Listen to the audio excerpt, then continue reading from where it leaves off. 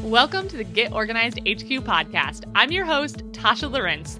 Every week, we share practical strategies for less stress and more peace as we dive into all topics life and home organization. I'm so glad you're here for this week's episode. And I am really excited for today's guest. I think that you are going to love it because she is so well loved across the internet. Diane in Denmark is going to be sitting down with me today. She is a life coach, also a Fly Lady expert, if you've ever heard of or worked with the Fly Lady system. And Diane is just going to be the biggest cheerleader that you can find for your life and accomplishing your goals. And so if you need a spark of positivity and encouragement in your life, Diane in Denmark is definitely the person that you want to be following. And we have a really awesome conversation coming up all about doing what works best for you in your routine. So I'm excited for you to tune into the conversation. Well, I am really excited to be sitting down with Diane in Denmark today, just discussing daily routines. I know we're going to dive a little bit into routines for seasonal affective disorder as well. That's something that she's shared a lot about. So Diane, thank you, first of all, so much for taking some time out of your day to join us. I know doing things like this, for those who don't know, I mean, you're Diane in Denmark. So say hi to everybody who have met before and not met before. Many of you, we met at Get Organized the past couple of years. But rah, rah, rah, I'm the lady with the pom-poms. Yes. Okay, so I'm curious, when did rah, rah, rah and the pom-pom start? Well, I never saw myself as a cheerleader. But I've worn many different hats in my life. And I started teaching as a Fly Lady mentor. Now, the Fly Lady system, many of you know what that is. It's a system for looking after not just your home, but your life. It just gives you the blueprints of what you need to do, the routines. And I had my ladies who I was coaching. And then I just wanted to give them, a little bit of encouragement. Everybody, needs a little boost. And I saw these and I thought, they are kids, pom-poms. And I just started saying rah, rah, rah. And the ladies so appreciated it. If there was something, they'd maybe been having a bad week, we'd have a coaching session and then I do my little rah, rah, rah. And they went off feeling like just 10 times taller. So I kept with it, and then when I started making the YouTube videos, I thought, does this look a bit juvenile? But actually, it's just part of me. I'm just cheery by nature, and I like to encourage other people. So that's why the pom-poms, yeah. I love it. I've even seen GIFs of it now, where you can just get like little Diane in Denmark. You can send it to your friend in a text message. Yeah, because I've heard from other people that, and I've been sending it to my family. And yes, so that's where the pom-poms came from.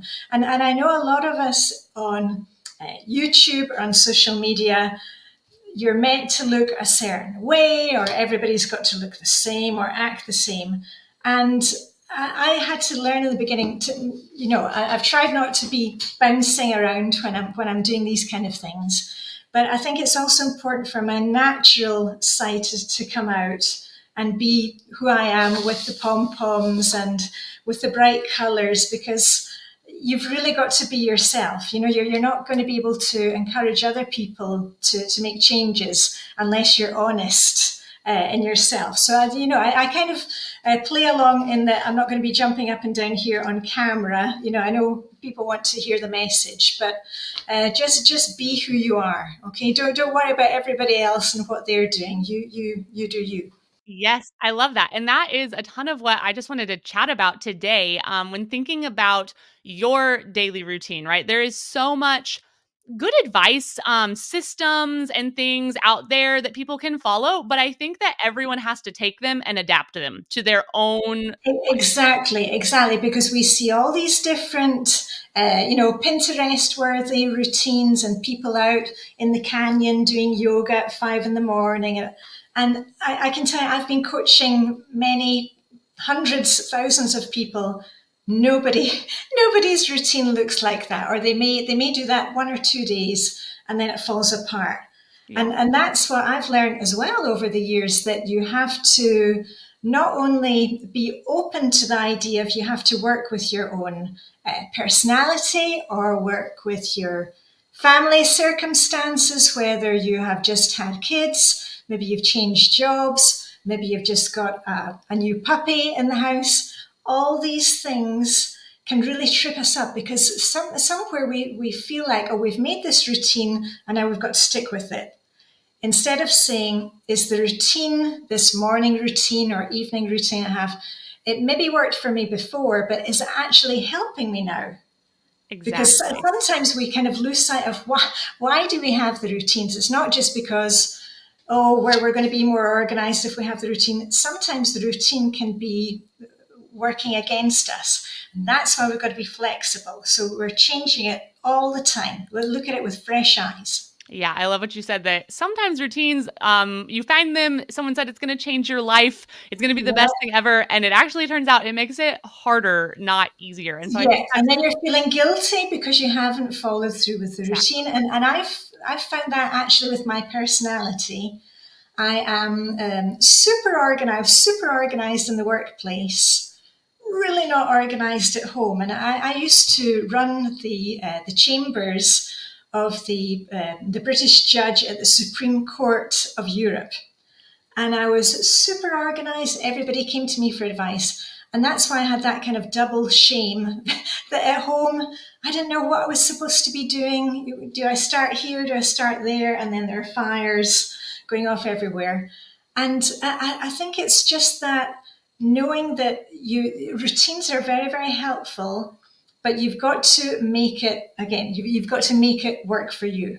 So, Yes. and hopefully we can help people today Yeah. on the podcast with some ideas about that. Exactly. And I wanted to circle back to what you just said that Yeah. just because you are organized in one area does not mean it comes naturally in all the other areas. And I think that's so important. I can think of members of my own family, right, who thrive on the structure of work. Work is Yeah. just a different environment, right? You have Yeah. the exact things that are expected of you and your goals, and home can be a little bit more open Yeah. ended. Yeah, because we get to set the boundaries at home, but it's Exactly. also more difficult to set the boundaries. Yes. And that's what I was going to say about the work environment. If you are, if and I'm not just talking about working outside of the home, but maybe you are, I don't know, volunteering at church or you are running a home business.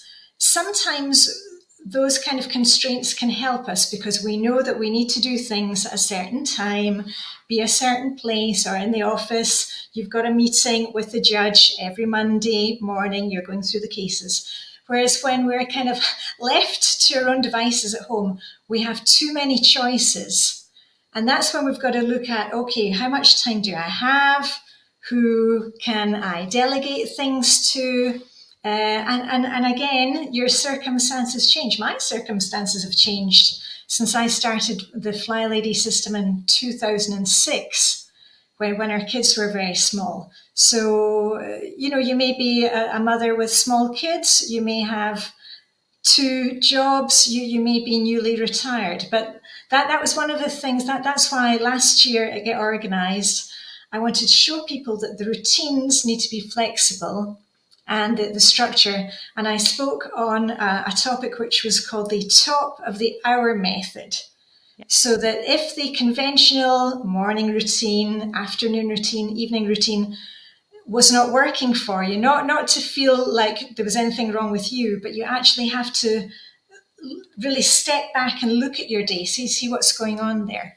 Yeah, absolutely. So, when you think about your day, what are just some of the things that you find yourself doing either every day or most days? Like what does a day in the life of Diane look like? Oh my goodness, there's so much fun and craziness going. No, I have obviously I have my work, and that can, I work from home in that I coach online, and I also have the YouTube videos, and I'm also on social media, so Facebook and Instagram. So that for me is work, if I can talk about it in that way. And then I have to need to have time for family, me and hubby. We also have two kids who are both adults now. They have their own apartments. and we like to meet up with them. And also a big part for me is the daily exercise. I'm out usually every day or every other day. I am swimming in the sea here in Denmark when it's even snow, when we've had snow and ice. So that getting all those things together.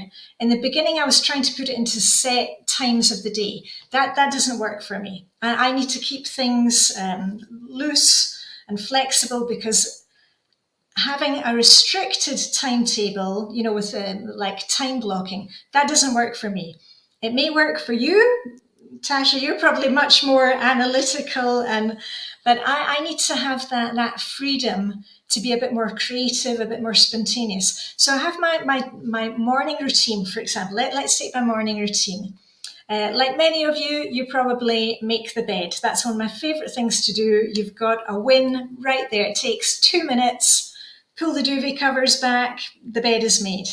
So I'll make the bed, I will have my shower, always dressed to shoes with my lace-up shoes on, because otherwise I can't function. And then I've got other things that will be checking my diary, what's coming up for the day, do I need to take food out of the freezer for dinner? But all those things, I don't do them in the same order every day. So I kind of zip around my morning doing things from my morning routine, but the order changes every day. And before, when I tried to have a morning routine, it didn't work for me, because I thought I had to go through this and then this and then this. And for me, that's not how I operate. My daughter, she's completely different nature. And she goes through, at 7:02, she does this, 7:05. And that does not work for her. She eats the same thing for breakfast every day. And so it really is, what is your nature? Don't be kind of forcing yourself into having a routine like that if it doesn't work for you, if it's not supporting you. So my day will look different every single day, but I do my routines every single day. And people are always, I always get questions about that. Oh, but at the weekend, don't you relax and chill? And actually, I find that when I have my morning routine, I can enjoy my day so much more. I put on a load of laundry or do some part of laundry every day. If I don't do it at the weekend, come Monday, I've got the piles of laundry, or I'm feeling behind with things. So I do my routines every single day, because I know that once I've got those done, I can really relax the rest of the day. On a Saturday, I'm out with friends swimming, maybe meet the kids.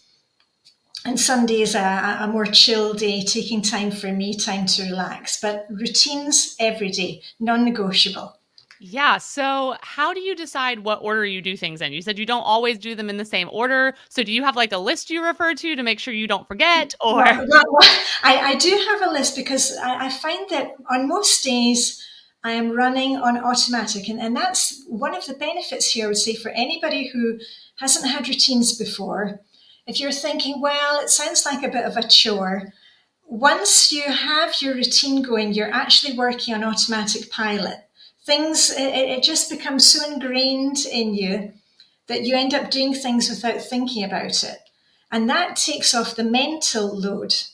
Because before I'd be thinking, well, I need to put on a load of laundry. Now I know that's the first thing that happens every day. Usually I'll wake up and then I'll walk downstairs to the basement and put on a load of laundry. So they really take the mental load off, because you know that you've got a plan for things. You're not having to think about everything the whole time. So my morning routine, usually, one thing just flows with the next. It will depend on if I am going straight out for a morning bike ride and a dip with my friends, or if I'm taking a cold plunge in the garden shed. And from there, I just go through it. But on days when I'm feeling really tired, My mum died last summer, and that kind of threw me off because when you're grieving, or maybe you've just had a new baby, your brain isn't kind of functioning as it usually does. And then I find it really helpful. I keep my routines on my phone, and I can look and say, oh, have I checked off everything for that day? So I do have the backup. But once you've been doing your routines for a while, you'll find you're on automatic pilot. And that I love, because you don't even have to think about it. It's kind of taken care of, and it's less work. Right. We talk a lot about mental load, right? All of the things to keep track of. And so it can be a lot at first, trying to remember all the things. But whenever it starts to become more of a habit, more automatic, more of a routine, like that's where the real benefits come. Yeah, and also, I mean, you may work with a planner. You've got the Get Organized planner. Some people love to, open that in the morning. Okay, see what is coming up. But and it is, in the beginning, routines can be quite fun. Oh, I'm going to have a morning routine, start of the year, everybody wants to start afresh. But once that newness of the first couple of weeks wears off, it's not quite so sexy any longer. It's like, oh, the daily routine, I have to do the laundry. And that's why we really need to make it work for us, and make it fun, keep it motivating, because otherwise it's not going to stick. And one of the things that really surprised me about having the routine is that once you've got routines up and going, it really opens up so much more time in your head, or that we're more patient with the rest of the people in our household, that we have more room for growth, because suddenly we're not wasting time thinking about all the chores. We've streamlined those, so it really opens up things for us. So it opens up more time, and we all want that. Yes. I want that Oh, yeah. the new year. Yeah. Right. So you mentioned that for you, you aren't the type to be like, all right, I'm going to get up and I'm going to do this first, this second, this third every single day. And I have a feeling that a lot of people listening or watching this podcast can relate to that. But I think it can be confusing to start a new routine. Everything you see online that's like, all right, like here's the 5 steps you need to put into your morning routine. So like, for someone who is listening and is saying like, yes, that is me. Like I need the flexibility. Every single day is different. How do you get started with a routine if it's not by saying, I get up at this time and I do this first every day and this Okay. next? Yeah, and this is easy to answer, because that's the thing. We really need to find the middle ground here, because we can go from having no routine whatsoever, and then we come up with, yeah, I've seen it with coaching clients again and again and again. They show me all the notebooks that they've made and all the lists, but that's not going to, making all those lists is not going to get you anywhere. So I always say to them, well, that's great. You've got your notebooks and your pen, but we really need to break it down and find out what makes a difference for you every day. And that is very individual. For me, I must have, for example, make the bed and get dressed all the way to shoes, because I cannot function. I have makeup on every day, like makeup, but I don't feel productive unless I'm dressed. For somebody else, it could be making sure that baby's bottles are washed and ready for the day, or taking out the dog for a walk if you've got a dog. But we have to see here, what are the things that are absolute musts for us. Maybe it's doing the dishes at the end of the day, so that when you come into the kitchen the next morning, you're not looking at the pile of stuff. And I would say to you, choose three things that make that difference to you, that you know that if you do not get those done during the day, the rest will not happen. And that's why I always say three things, because once I've got my three things out of the way, then I'm up and running, the day is going well, and that's when I can add in the other steps, which would be nice, but they're not essentials. Yes. So 3 things for the morning and 3 things for the evening. And I've got several videos about that where I've got a little chart for you where you can fill in your three things. Why do you want to have a routine? Actually forcing you to say, why do you want a routine? Because you want your day to go more smoothly in the morning so that you are not shouting at the children when they're on their way to school in the morning, or so that you have more time to do your crafts in the evening when your routine is finished. So it's really that pinpointing the why you want to have the routine, not just, oh, everybody else has got routines, it sounds good, and to choose three things. And then from there, you can start building. Once you've got the basic routines under your belt, then you can add in more. But don't fill out that 20 different things that you can do in the morning, because I probably do 20 different things in the morning, but unless I concentrate on the three main ones, the rest is not going to happen. Right. I absolutely love the question you just asked of what actually makes a difference for you, because we can research all day long everyone else's routines. I mean, you've shared exercise is really important to you, and some people may resonate with that. I know for me, I feel like every new year I hear people talk about, I'm going to read this many books this year. And like, that sounds so great. I'm like, ooh, like I should do that. But that's not what makes a difference for me. And so I love that question, because it can really help you narrow down to what's actually going to be impactful instead of just what everyone's posting on Instagram, right? Yeah, and then you can take it from there and like, okay, I want to do crafts, and this is a common thing with the people that I coach. We also talk about got to get in your self care every day, and always with the crafts, they think that they need to do the whole craft and be taking everything. I said, no, you can just sit for 10 or 15 minutes. But I say to them, well, when do you do crafts? They don't actually do the crafts because it isn't a part of their day.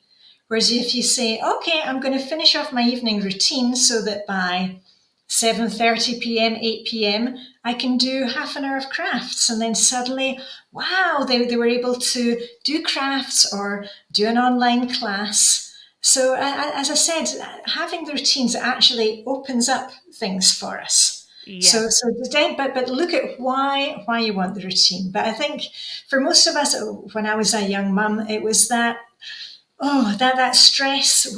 Wherever you can feel a stress point in your day, what is that? For me, it was just as we were all trying to get out the door for nursery and school, and then things were frazzled. So I knew something had to change. Something really had to change, and that was the kicker for me, that I didn't like shouting at the kids. Right. It's not a nice way to send them out the door. So maybe that's the same for anybody who's listening today. If you want to change that's what your routine can look like. Changing something in your morning routine. Yes. And another area that I think can bring stress, the change of the seasons. So I know at the time this is releasing, if you're in the northern hemisphere at least, middle of winter, you may be in the southern hemisphere, or maybe you're going through the archive and catching up. So But you can people maybe, do get yeah, SAD at different times of year, because I make videos about this every year, and I hear often from people. I actually get SAD not in winter. I get it going into autumn. Autumn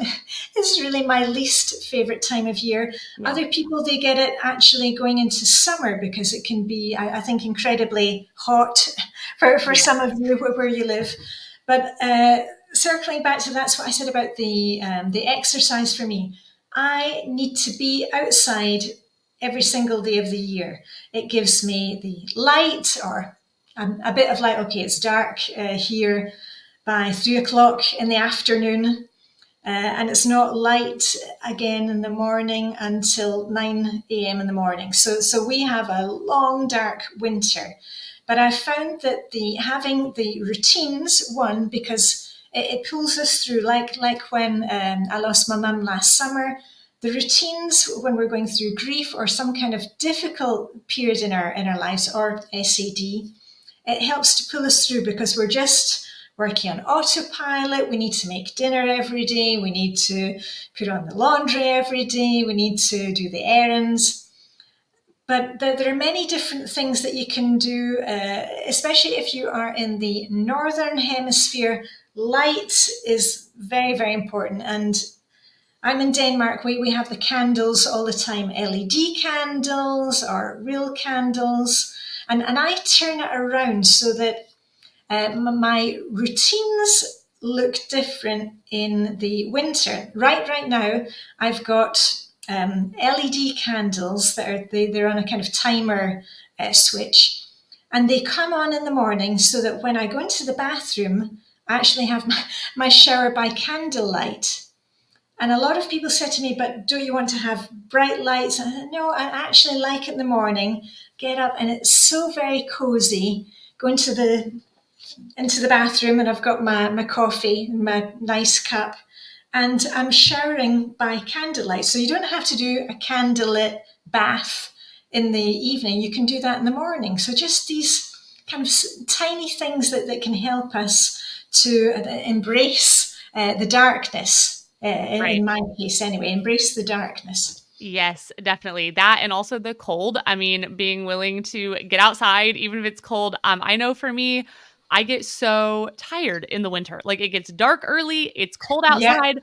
What am I even gonna do? And so just dressing for it, getting like the light that you need, whatever it is, to kind of still keep living your life, even when it's dark and cold. yeah, and that's where community can really help out. Now, I wouldn't suggest that you do the same as I do with the ice swimming and the winter swimming, but I am a member of a group of ladies, and we are chill swimmers, and we meet every Saturday, come rain, shine, the ice, and we've been, going in, breaking the ice to get into the water. But we just come together, and it doesn't matter if it's raining, it doesn't matter if it's snowing. We come together, and we're all geared up, and then we dip in the sea, and afterwards we've got our thermos flasks with us. We'll have a hot cup of tea. I've made a cake or something, and it's just that community spirit. And it can be really, really long, dark winter. But that's something that's changed for many of the ladies. It's an international group. Many of them have never lived somewhere that's so far north before, and they've never experienced that darkness. And they've all said that the getting together once a week and being out in that weather, you can really celebrate it. And the worse the weather is, the more the more fun it is. We've got snow Right. coming down, and That's when you so have a story to tell. yeah, exactly. And then others in the office are saying, "You've been swimming this week? Are you crazy?" But that's really important, is having community, getting outside, and really making it as cozy as you can inside. If you're not the type that wants to go out winter swimming, create a cozy nook in your living room. And I've got my hubby and I, we both have kind of like a reading chair, and I've got my big cozy blanket, and I put on my fluffy socks, and I sit there and I really embrace that. Yeah, it's really dark, and this is when I do my seasonal reading, and I get really into the spirit of it. So instead of, embrace it, and instead of complaining about it, really Yes. say, you know what, I want to eat all the bad things right now. Want to drink hot chocolate all the time? Well, okay, maybe not every day, but from time to time, that's all part of enjoying it. Exactly. It all goes back to that. What makes a difference for you? Whether it is from the seasons changing or a point in your day when you just need more routine. Like, what are the things that are going to not transform it, right? None of this is magic. But what's going to make it a little bit easier? I kind of think of it as a threshold, right? That what is going to make that threshold just a little bit higher, make the day just a little bit easier? Like it's still going to have its challenges, it is still going to be dark and cold, and that it I don't take it that that has made autumn your favorite time of year, but it makes No, it but better. yeah, exactly. And in autumn, I have learned to do things with one of my besties who's American. And we go, there's an American pie company here in Copenhagen. And we go there and we have some, was it pumpkin pie and Yeah, hot apple cider? Okay, it's not my favorite things to to eat or drink, but we do it once a year, and that's like, okay, that was nice, yeah, done that, and then I can move on to winter. So exactly. there are ways to embrace it. Definitely. And that's what makes a difference for sure. So Definitely, definitely. whether it be, whatever the season, I would love to have you share what are some of the things that you would say are your strengths? Like when you just think about your home, just maintaining the routines that you want, where is it that you're like, yes, like I feel like this comes naturally to me. This is what I feel like typically goes well. Actually, I don't feel like any of the routines come naturally to me. I really have had to learn that because, as I said, at work, at the court, super organized because I had something to work with. The routines at home, not so much, but I have discovered that there's a couple of places where I kind of fall down. I'm good on the day to day things, laundry, decluttering. You've probably seen all my decluttering videos where we're hoping to move this year. We're going to buy an apartment instead of having this big, huge house. And I always have to say buy an apartment because I know in the States, We you, rent them. yeah, what do Yes. you call it? We'd call it Condominiums? probably a condo. I So if kind of, you're yeah, well, we don't have that in the rest of the world. It's just you buy an buy an apartment or you apartment, rent an okay. apartment. We're buying an apartment. So I'm decluttering a lot. So those kind of things I'm really good. Where I fall down is when I have to involve other people, and not the family or not hubby or the kids, but if I have to have people in, like electricians or plumbers, or if I have to make appointments for things like the dentist or hairdresser, if it involves if it involves a phone call, I just put that off. And it's so weird because I used to spend my life when I was working at the court and then other places I've worked on the telephone. Now I really have to summon up my courage to make that phone call. Now, fast forward to now we're in 2025. Most things I can actually order a visit from an electrician or my hair appointment, also my dentist. I can now do that online. It's made a world of difference, but I'm really not good with outsourcing to other people. If it involves that making a phone call, that's just been a problem for me. But I've learned how to do it. And what I usually do is because in the Fly Lady system, we have anti procrastination day every Wednesday. So that's the day, if you keep on putting off, maybe you're not very good at putting together your, I don't know, tax returns, or there's a light bulb you need to change, but you need to get the ladder out and change, all those kind of fiddly things. It doesn't actually take that long, but oh, I'll do it another day. On Wednesdays, that's when you do those things. So often I will set my timer for 5 minutes and say, okay, I'm going to phone, deep breath, and afterwards I can celebrate with a cup of coffee or a hot chocolate. And you know what happens, Tasha? Well, once you actually summon up to the courage, it's done, and you think, well, why have I put it off for so long? But we all have our things that we're not great at, and I'm still working on that. But I'm happy to say that technology is helping me as well. So most of those things I can do that having to talk without having to talk to a human. Right. So I feel like the two things I take away from that is first of all, if there's something you struggle with and there's a way to make it easier, like you didn't have to make yourself love phone calls. You found a way to do it online. And then if there isn't a way to make it easier, maybe having a appointed day or a scheduled time to say like this is when I'm going to do it, and if it's not in this time frame, I don't have to think about it. Yeah, and also schedule something nice for Yeah. afterwards. But it was the same with the dentist. I used to be petrified of the dentist, but I used to say, okay, I'm going to go to the dentist, and the same day I would meet with a friend in town afterwards. Yeah. So I got the dentist over, and I was thinking, okay, in an hour from now, I'm no longer sitting in the Right. dentist chair. But I've moved on with that, and now I go to the dentist regularly. Yes. So go I get me. it. The dentist, I was not a big Yeah. fan Yeah. And for a my long dentist time. is really sweet. So Oh luckily, yeah. I guess that she's so, and she's Danish. And she said, oh, she'll always say to me, oh, you're so good, Diane. You're so very brave. And yeah, thank you. So, They're very nice. Yeah, well, you've touched on it a couple of times, but this whole concept of self-care or scheduling something nice, could you just give, maybe off the top of your head, a few examples of what that might look like? I feel like it's easy to talk about self-care, and I think everyone thinks of bubble baths, and they're not sure. They're like, "I don't take bubble baths." Yeah, yeah, exactly. And this is the thing because people always assume, I say you've got to get in self care daily. They're thinking going to the spa, getting their nails done. I don't like having people touching my feet. That's another thing. So I never get pedicures. Do Yes. that myself. Do my nails myself.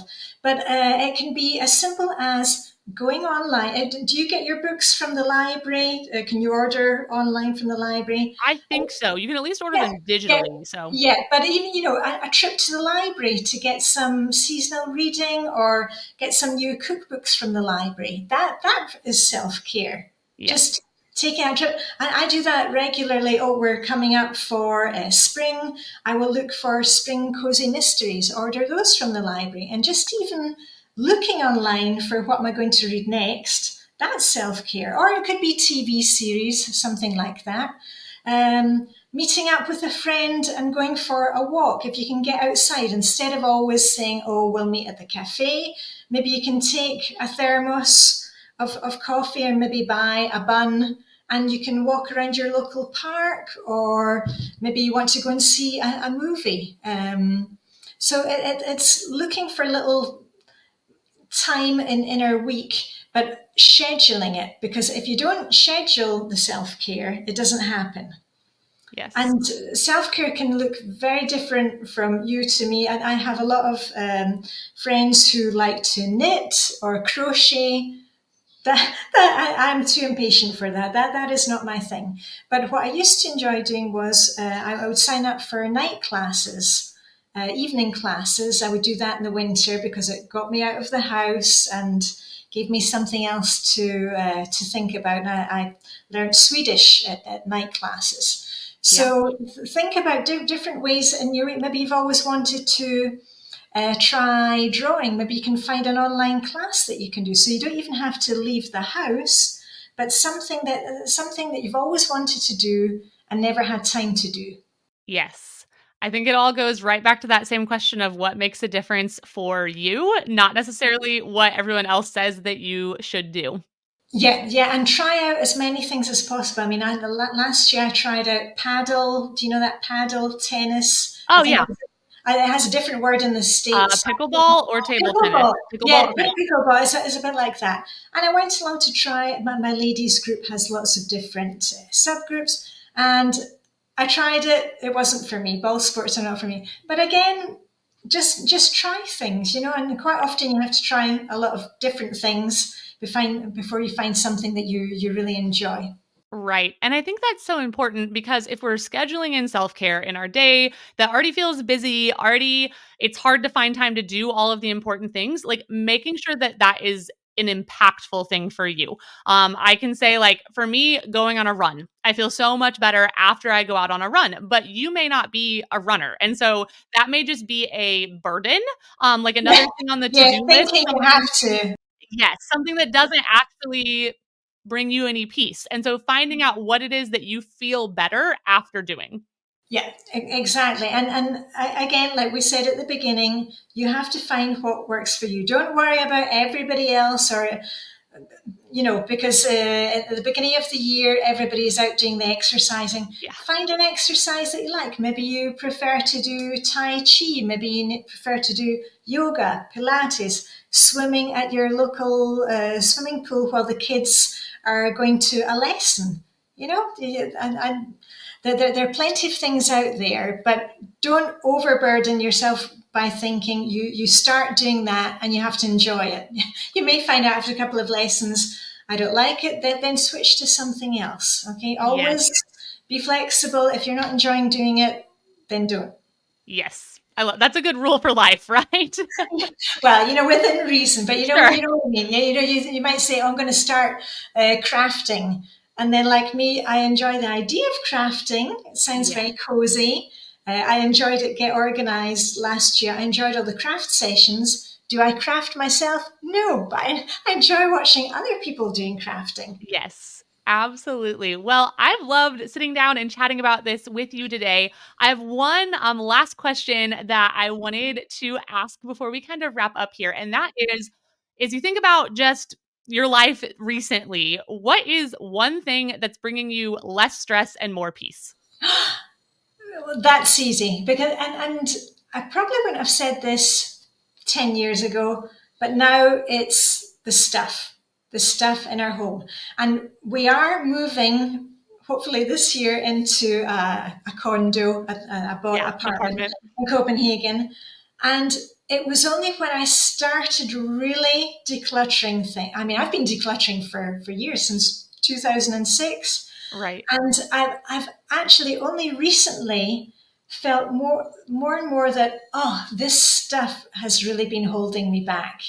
And I keep on saying my decluttering videos, I'm decluttering for a new life. And I really feel every time I open the kitchen drawer, what more can I let go of? Because I feel so much lighter.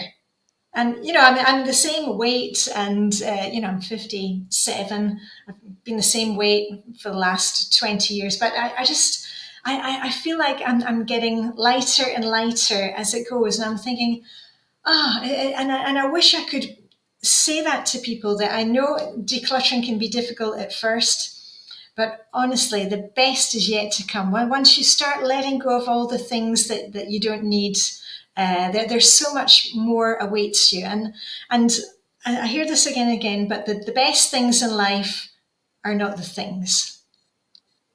Definitely not. It's for me. It's the people, the experiences. It's time with the family. That's really the most precious thing to me. So, well, one thing that I don't need in my life anymore is stuff. Even even in my office, things are disappearing.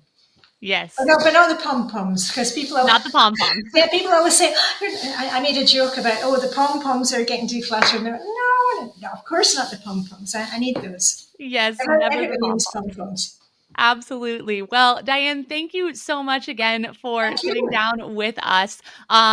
Where's the best place for people to go to hear more from you? I'm always around on YouTube and also on Facebook and Instagram. YouTube, I'm usually there once or twice a week.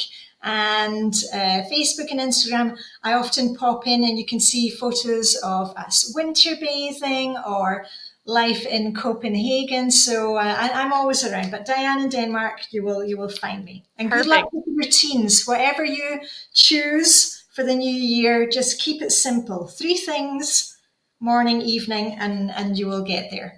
Yes, absolutely. Well, go check out Diane in Denmark on YouTube. I know you've been sharing your decluttering journey over there. You share self-care prompts over there, tips that are helping you with your routines. So this is kind of just like a taste of everything you can go check out over there. So thank you so much, Diane. Thanks, Tasha. See you next time. Okay, rah, rah, rah.